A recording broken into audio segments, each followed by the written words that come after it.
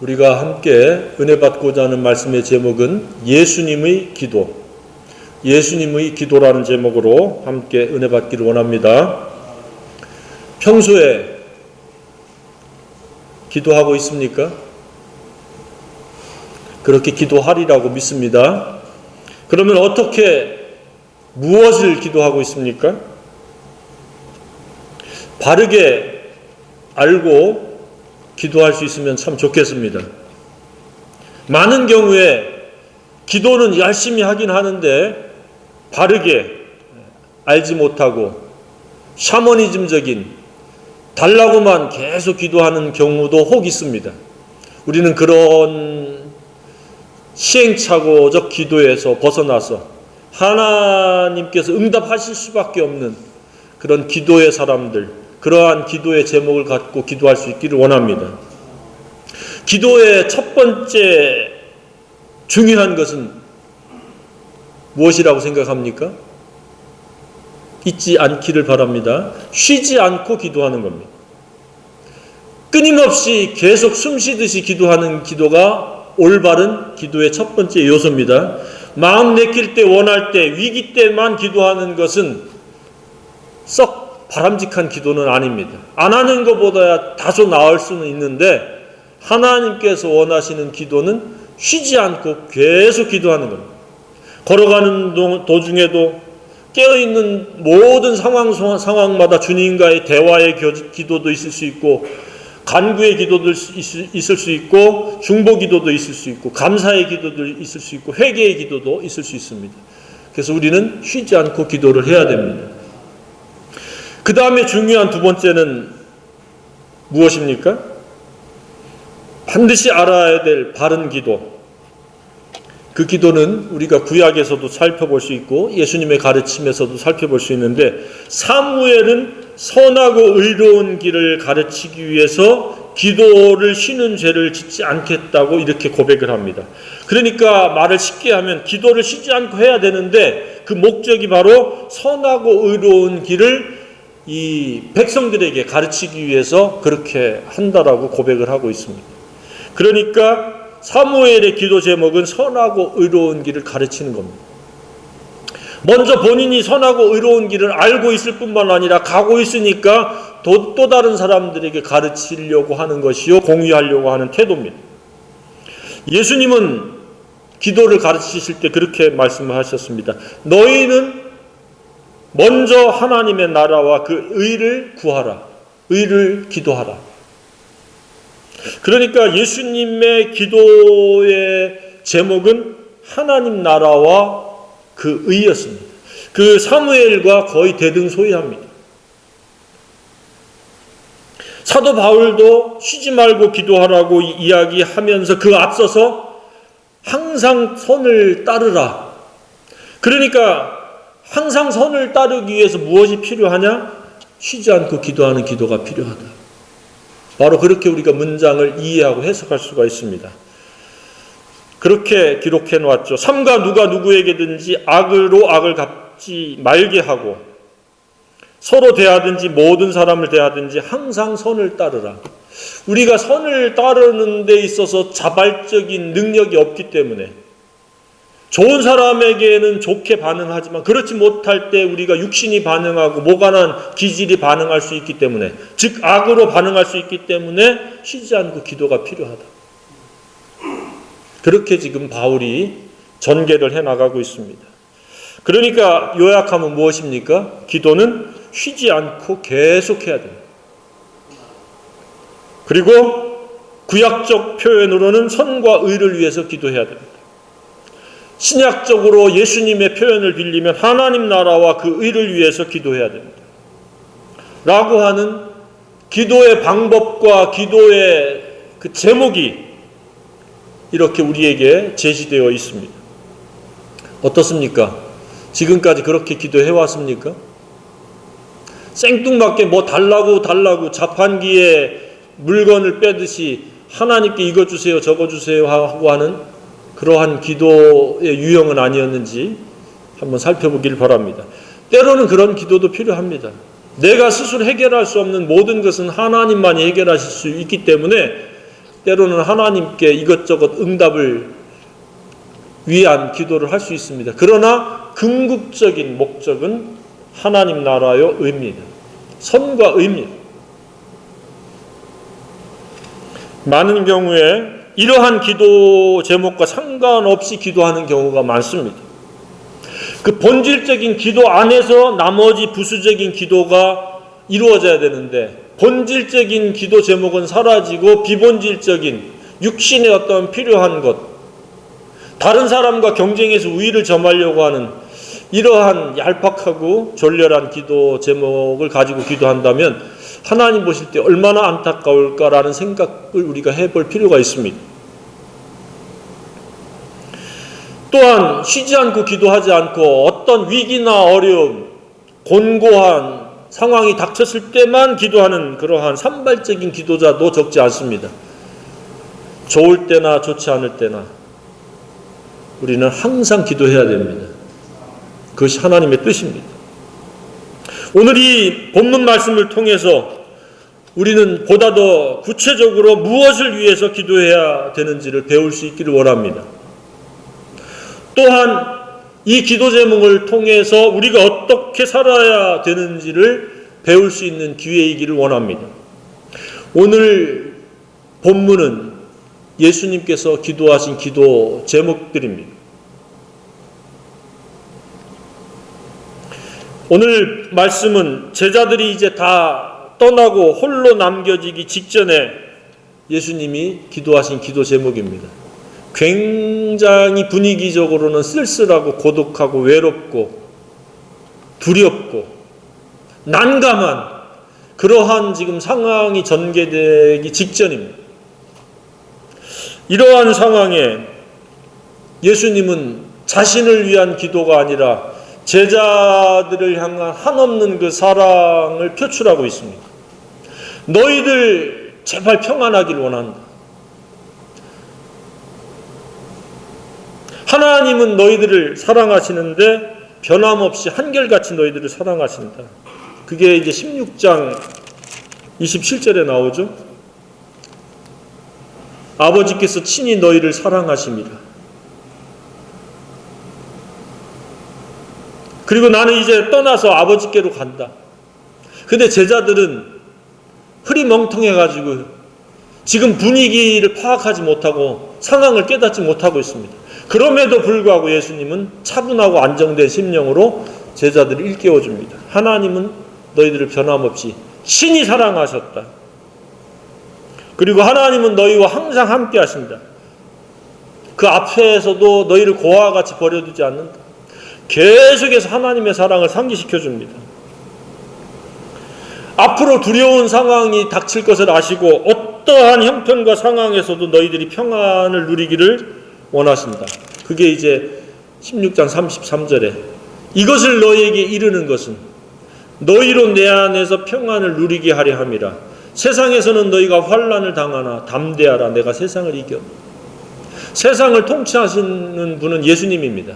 그렇기 때문에 너희들이 내 안에서 평안을 누리기를 원합니다. 세상은 지금 환난, 평지, 풍파가 일어날 것이 분명하지만 너희들은 내 안에서 평안을 누리기를 원한다. 그러면서 이제 그 기도를 하시는 겁니다. 그 예수님의 기도는 그냥 기도가 아닙니다. 왜 사람을 창조했는지 창조의 목적을 우리가 엿볼 수가 있고 왜 하나님께서 구원 계획을 가지고 구원 계획을 이루어 가시는지를 우리가 엿볼 수 있습니다. 오늘 말씀을 통해서 그런 깨달음을 우리가 함께 받기를 원합니다. 우리는 제자들 못지않게 환경의 그 두려움은 계속 어떤 유형으로든지 계속 되어집니다. 최근에는 이 코로나가 온 지구촌을 두려움으로 지금 몰아가고 있습니다. 예수님이 십자가에 못 박히기 직전에 예수님이 이제 로마 병사들에게 끌려가기 직전에 상황과 다를 바가 없습니다. 그런 상황은 언제 어느 때 다시 또 촉발될지 알 수가 없습니다. 그럼에도 불구하고 예수 안에서 평안을 누리는 것은 하나님의 은혜인 줄로 믿습니다. 그것을 우리 예수님이 원하시는 겁니다. 예수님 안에서 평안하십니까? 조그만 일에도 화들짝 놀라가지고 두려움과 불안에 떨고 있지는 않습니까? 예수 안에서 평안을 누릴 수 있기를 주님의 이름으로 축복합니다. 평안은 내가 생산해내는 것이 아니라 주님이 주시는 겁니다. 주님, 이 상황을 주님께 맡깁니다. 주님이 제 마음속에 좌정해 주십시오. 라고 하면 주님이 즉각적으로 평안을 주신다고 저는 확신합니다. 너희는 근심도 말고 두려워하지도 말고 내가 너에게 평안을 끼치노니 곧 나의 평안을 너에게 주노라 라고 우리 주님이 분명히 약속하셨습니다. 그런 평안을 매 순간순간 누릴 수 있기를 바랍니다. 특별히 기도를 통해서 평안을 누리는 그런 은혜를 경험하는 그런 생애가 되기를 바랍니다. 예수님의 첫 번째 기도 제목은 무엇이었습니까? 아들을 영화롭게 하사 아들로 아버지를 영화롭게 하옵소서. 이것은 죄와 사망을 이기는 십자가 대속의 죽음과 부활을 완성하기 직전에 예수님의 그 하나님의 구원 계획을 완성하게 됨으로 말미암아 영광을 돌리게 되는, 아들을 통해서 아버지가 영광을 받게 되는 것을 지금 기도하고 있습니다. 저와 여러분의 생애는 예수 그리스도 십자가 안에서 구원받을 수 있고 그것을 누군가와 공유함으로 아버지를 영화롭게 할 수 있는 줄로 믿습니다. 그것이 첫 번째 기도 제목이 되어야 합니다. 내 생애를 통해서 하나님께 영광을 돌릴 수 있는, 아버지를 영화롭게 할 수 있는 기도 제목이 저와 여러분의 기도 제목이길 원합니다. 이것은 세상을 이기는 능력이요 사탄을 이기는 권능입니다. 사탄은 죄를 촉발시키고 유혹을 해서 탐심과 더러운 정욕을 자극해서 그것을 실제화시키고 그것을 실행하도록 하지만 우리 주님은 죄와 사망을 이기시고 부활하셨습니다.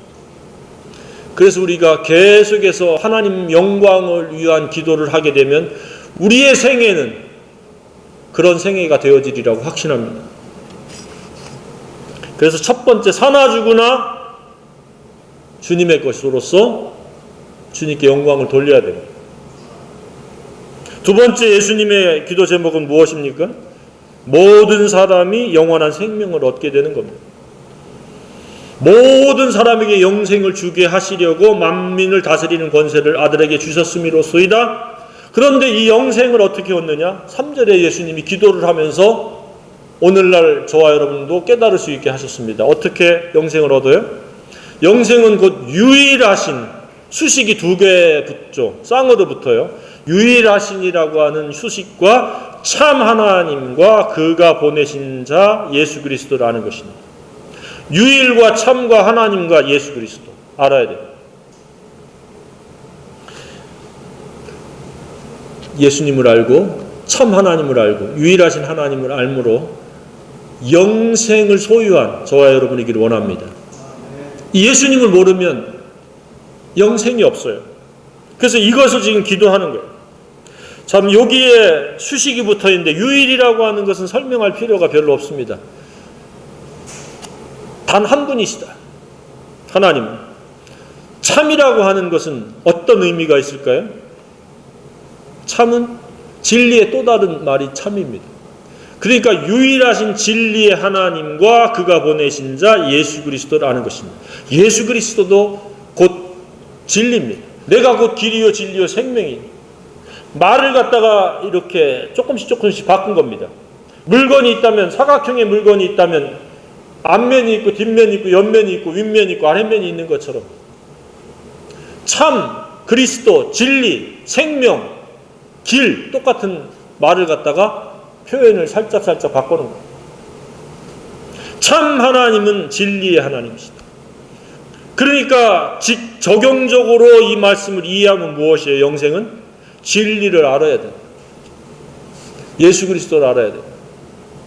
그런 의미가 있습니다. 왜? 세상은 전부 거짓으로,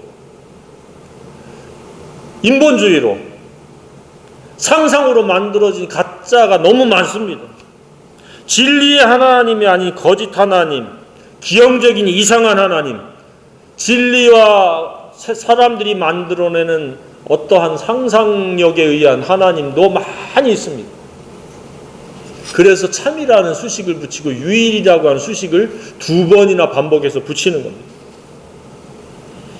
꼭 기억하길 바랍니다. 참 하나님은 진리라는 의미입니다. 진리 하나님이라는 의미입니다. 진리를 알 때 영원한 생명을 소유할 수 있습니다. 그래서 사도 바울이 그러한 하나님의 의도를 알기 때문에 하나님은 모든 사람이 구원을 받으며 진리를 아는 데 이르기를 원하시느니라 라고 말씀을 하고 있습니다. 진리를 모르면 영원한 생명과 무관한 겁니다. 교리를 아무리 붙잡고 신봉을 한다든지 종교적인 열심을 내는 자든지 어떤 공동체와 조직 내에 직책이 있든지 상관이 없습니다. 진리를 모르면 그 사람은 영생과 무관한 겁니다. 교인은 될 수 있고 교리적인 이해는 할 수 있고 어떤 직분과 직책은 가지고 있을지 몰라도 영생과는 별개입니다. 진리를 아는 저와 여러분이길 원합니다. 빌라도가 식민지를 통치하는 총독이었습니다. 대단한 사회적인 레벨입니다. 그 지역에서는 우두머리의 으뜸입니다. 그런데 그는 진리를 몰랐습니다. 그래서 예수님께 진리가 무엇이냐? 예수님이 말 대꾸할 가치를 느끼지 못하니까 침묵해버렸습니다. 진짜 진리가 궁금해서 찾아온 게 아니라 그냥 호기심의 진리가 뭐냐 물으니까 예수님이 대꾸하지 않았습니다. 어쩌면 영적으로 그는 개와 돼지와 불과할 수도 있습니다. 많은 경우에 진리를 모르는 채로 종교에 동참하고 사람이 만들어 놓은 관습에 충실하는 경우가 많이 있습니다. 때로는 교회에 출석하면서 열심을 내면 천국 간다는 막연한 생각에 굳어진 사람도 적지 않습니다. 속지 않기를 주님의 이름으로 축복합니다. 진리를 알아야 됩니다. 그리고 그 진리가 순종되어져야 됩니다. 진리의 농축은 물론 예수님의 십자가 죽으심과 부활입니다. 죄와 사망을 이긴 거고 사탄 마귀의 모든 그 유혹과 사망 권세를 이기신 능력입니다. 그러나 그것은 전개의 시작이며 절정일 뿐이지 모든 과정을 다 망라한 것은 아닙니다.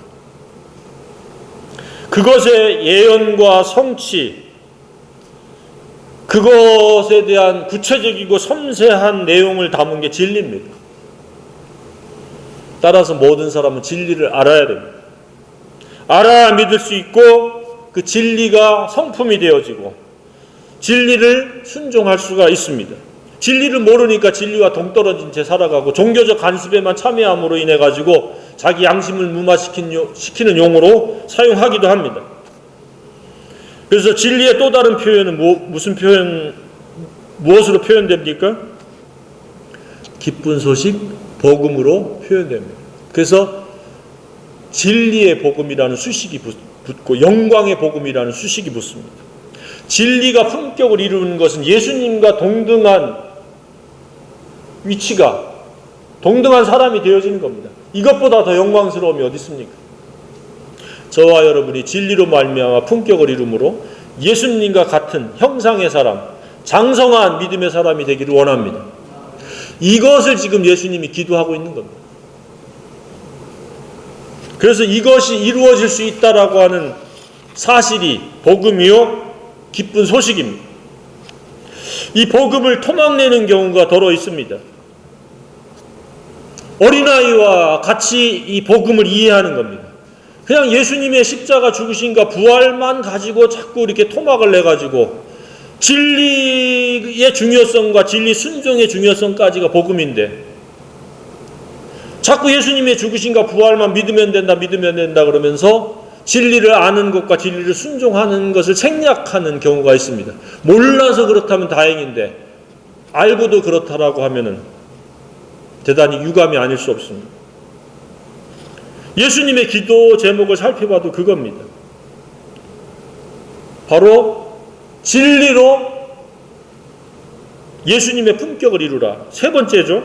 세 번째 기도 제목은 하나님과 예수님과 같은 품격을 갖추는 것이 기도 제목이었습니다. 11절 하반절에 뭐라고 말씀하고 있습니까?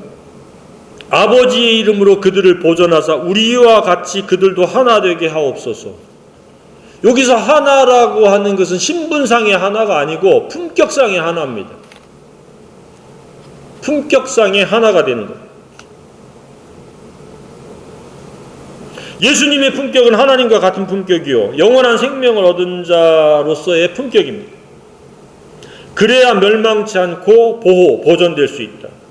보존이란 말을 11, 12, 15절 여러 번 반복하죠. 예수님과 같은 품격, 진리의 품격을 이룰 때에 보존되어진다. 그렇지 않으면 악에 빠질 수밖에 없다. 그러니까 소극적으로는 악에 빠지지 않는 것이요 적극적이고 능동적으로는 예수님과 같은 성품을 갖는 것. 진리의 품격이죠. 이것을 또 다른 표현으로 뭐라고 표현할 수 있습니까? 거룩이다. 거룩의 품격을 갖춰질 때 우리는 보존되어지고 하나님을 영광 돌릴 수 있는 그런 사람이요 생애가 될 수 있다는 이야기입니다. 조금 더 우리가 적용적으로 살펴보면 참된 예배자, 하나님이 찾으시는 거룩한 영적 예배자로 살아갈 수 있다는 의미입니다. 저와 여러분이 그렇기를 원합니다. 교회 다니는 교인이 아니라 예배자로 세워지고 예배자로 살아가야 됩니다. 이 말씀은 매우 소중하고 매우 중요한 말씀입니다. 예배의 핵심은 무엇이다? 그러니까 거룩이다. 무엇으로? 진리로 예수님과 같아지는 것이 예배의 관건이다. 그리고 그것이 순종되어지는 것과 그것을 공유하는 것까지가 참된 영적 예배 생활자요 목자의 삶이요 하나님의 자녀로서의 위대한 생애, 아름다운 생애라는 의미입니다. 그러니까 예배는 무엇이에요? 자주 반복하죠. 24시간 모든 장소에서 예배입니다. 시간과 공간을 초월해서 우리는 하나님께 예배하는 예배자들입니다. 주일은 이러한 예배자들이 함께 모여서 함께 교제하고 격려하고 자기를 분별하고 점검하면서 소망을 함께 고백하면서 함께 찬양하는 게 주일 집회입니다. 그렇게 주일 집회가 예배가 되어지고 어떤 사람은 그냥 모였다 패하는 습관과 같은 관습이 될 수도 있습니다. 관습이 아닌 예배가 되기를 주님의 이름으로 축복합니다. 그리고 그 매일 주 모이는 그 시간이 매우 소망이 있고 기쁨의 시간이 될 수 있기를 원합니다. 거룩을 추구하는 사람은 그렇게 되어집니다. 우리는 그저 그런 물에 물 탄 듯이 술에 술 탄 듯이 차지도 더없지도 않은 예배자인지 예배자가 아닌지 애매모호한 사람이 아닌 분명하고 확실한 진리의 품격을 이루고 진리 순종을 위해서 기도하는 예배자들로 살아야 됩니다. 말세 지말이 되면 사람들이 등 따시고 배부르면서 예배가 멀어집니다. 진리를 무시합니다. 진리를 등한히 하고 진리를 그냥 관과해버립니다. 그래서 내면 세계에는 거룩에 대한 간절한 소망이 없습니다. 그리고 진리를 순종하면서 그 진리를 공유하고자 하는 열망이 사라져버립니다. 그는 그고 나는 나고. 그래서 그 안타까움과 긍휼이 점점점 사라집니다. 거룩 속에는 긍휼이 있습니다. 온유가 있습니다. 깨끗한 마음이요 청결한 양심이요 모든 사람이 하나님과 화목할 수 있는 그런 징검다리가 되고자 하는 열망이 있습니다. 저와 여러분이 그런 열망에 사로잡히기를 원합니다. 구원받지 못한 사람, 진리를 알지 못하는 사람에 대한 안타까움이 목구멍까지 꽉 찰 수 있기를 원합니다. 그래서 때때로 그들을 위해서 마음이 아프고 때로는 골방에서 눈물을 흘릴 수 있기를 원합니다. 그냥 욕심의 전쟁터처럼 막 더 가지고 더 높이 올라가지고 더 인기 있고 그런 것을 경쟁하지 말기를 바랍니다. 그거는 정말 쓸데없는 일입니다. 경제활동을 하는 이유, 공부하는 이유, 결혼하는 이유가 다 예배, 더 나은 예배자, 그리고 이 예배자로 세우고 진리로 물들이게 하기 위해서 우리가 결혼도 하고 안 하기도 하고 직업도 갖고, 그러니까 예배가 영원한 것이요 예배만이 하나님이 기뻐 받으시는, 하나님이 찾으시는 대상들입니다. 뭔가 이벤트를 펼치고 뭔가 액션을 크게 해야만이 하나님이 찾으시는 대상이 아닙니다. 조용하지만 계속적으로 하나님의 사랑 안에서 그 사랑의 품격을 담고자 하며 그 사랑이 순종되어지기를 갈망하며 또 다른 사람들이 그 사랑을 알도록 하기 위한 역할과 책임을 다하고자 하는 그 열망의 기도를 하는 사람을 하나님 기뻐하시리라고 확신합니다. 누가 알아주든 알아주지 않든, 누구한테 돋보이고 박수 받는 그런 존재가 아닐지라도 내면 세계는 진리로 거룩해지는 것, 그 진리가 순종되어지는 것, 그것에만 오로지 몰두하고 주의하고 주목하고 그것에서 이탈할까봐 때로는 건강한 두려움을 가지고 살아야 된다는 이야기입니다. 이게 지금 예수님의 기도 제목입니다. 마지막 예수님의 기도는 굉장한 그런 의미가 함축되어 있습니다. 바로 모든 사람이 하나님 영광을 위한 존재가 되어야 하는 것이요, 그것은 영생을 얻어야 되고, 영생을 얻기 위해서는 진리를 알아야 되고 진리의 품격을 이루어야 되고, 진리가 순종되어지는 거룩과 함께 그 순종되어질 때의 표현이 경건입니다. 오늘날 교회 안에서 이런 단어들이 사라진 지가 오래됐습니다. 거룩이니 경건이니 이런 말 쓰면은 딱딱하니 시대에 동떨어지느니 이런 생각, 고루한 생각이니 꼰대 생각이니 이렇게 표현들을 하는 경우도 있습니다. 그런데 가장 핵심은 거룩이요 경건입니다. 하나님이 찾으시는 예배자들입니다. 세상 사람들이 뭐라고 하든 저와 여러분은 진리로 거룩해지고 진리가 순종되어지는 경건의 사람들, 하나님이 찾으시는 예배자들이 되어야 합니다. 그리고 그것을 또 다른 사람들과 공유해야 됩니다. 그래서 저와 여러분이 머무는 장소는 대전이든 서울이든 성남이든 시골이든 도시든 머무는 곳이 예배 장소입니다. 일터든 집이든 그곳이 예배 장소입니다. 아침 시간이든 점심 시간이든 저녁 시간이든 예배 시간입니다. 쉬지 않고 기도하는 게 예배의 한 부분이지 않습니까? 찬송이 예배의 한 부분이지 않습니까? 말씀이 읽는 게 예배의 한 부분이지 않습니까? 교제하는 게 예배의 한 부분이지 않습니까? 그것이 동시에 이루어질 수 있는 게 이게 공적 예배입니다. 예배에 대한 개념이 분명히 설 수 있기를 바랍니다. 진리로 품격을 이루는 것은 장소와 시간이 필요하지 않습니다. 매 시간 모든 장소에서 그렇게 이루어져야 됩니다.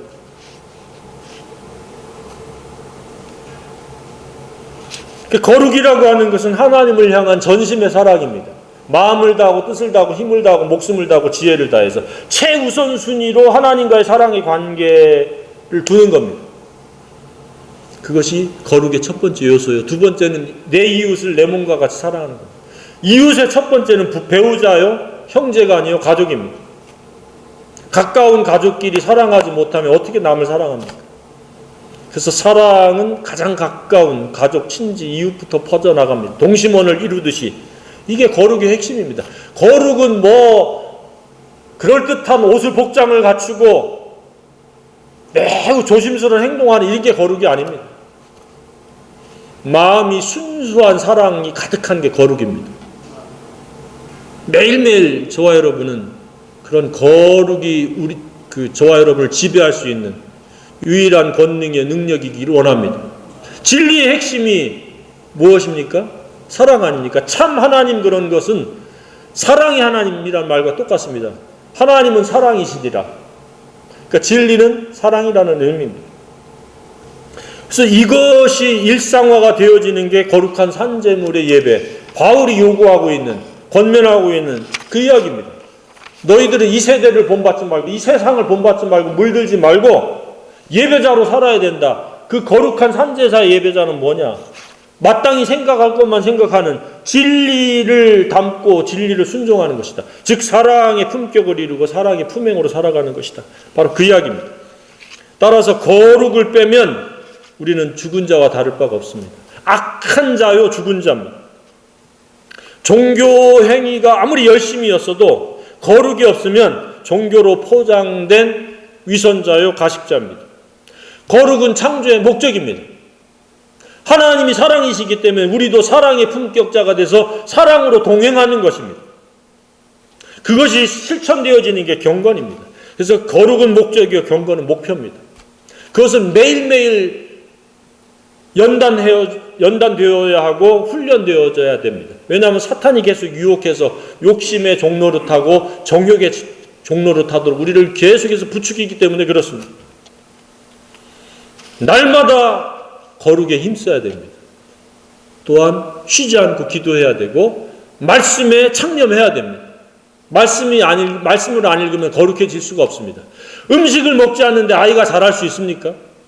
오늘날 말씀을 먹지 않으면서 자라려고 하는 이율배반적인 경우가 많습니다. 말씀, 신령한 음식, 영의 음식이 들어가야 영적으로 자랍니다. 조그마한 사랑이 점점점 커질 수 있습니다. 그래서 자라가라고 바울이 권면하고 있지 않습니까? 진리 안에서 자라가라. 따라서 거룩의 실패에 대한 두려움을 항상 가져야 됩니다. 거룩의 실패는 모든 것의 실패입니다. 그래서 내가 거룩에서 이탈됐다면 즉각적으로 회개해야 됩니다. 그래서 진리로 다시 재무장해야 됩니다. 거룩해져야 됩니다. 사회적 경제적 성공과 거룩을 바꿀 수가 없습니다. 사회적 경제적 성공을 할 수도 없지만 거룩하지 않으면 잠깐 동안 했다 할지라도 그 거룩을 포기할 수는 없습니다. 반면에 거룩에 힘쓰면 사회적 경제적 성공도 하나님께서 더해 주시리라고 확신합니다. 순서를 바꾸지 않기를 바랍니다. 우리는 하나님을 영화롭게 해드리기 위해서 예수 그리스도의 십자가 대속의 죽음과 부활을 통해서 거듭났습니다. 하나님의 자녀로 태어났습니다. 그게 다가 아닙니다. 하나님의 자녀로 태어났으면 진리로 거룩해져야 됩니다. 어떻게 해요? 날마다 쉬지 않고 기도함으로 말씀에 의해서 그렇게 될 때에 하나님께서 우리의 생애에 임마누엘 우리와 함께 동행해 주십니다. 말씀하시고 함께 하시고 보호해 주시고 덮어 주시고 피난처가 되십니다. 평안을 주십니다. 기쁨을 주십니다. 즐거움을 주십니다. 그리고 이것을 또 다른 사람들과 공유하고 이 진리로 또 다른 사람들을 물들이려고 하는 그러한 갈망을 가지고 나아갈 때 하나님께서 그 발걸음에게 축복하셔서 아름답다고 그렇게 선언하셨습니다. 저와 여러분의 생애가 아름답기를 원합니다. 안으로는 거룩이요 바깥으로는 아름답기를 원합니다. 우리를 향한 하나님의 이 거룩하신 뜻이 매일매일 존중되어지고 순종되어짐으로 하나님께 영광 돌릴 수 있기를 원합니다. 그러면 평안이 임할 것이요 그 생애는 경건에 의한 공의가 강같이 흐르게 되리라고 확신합니다.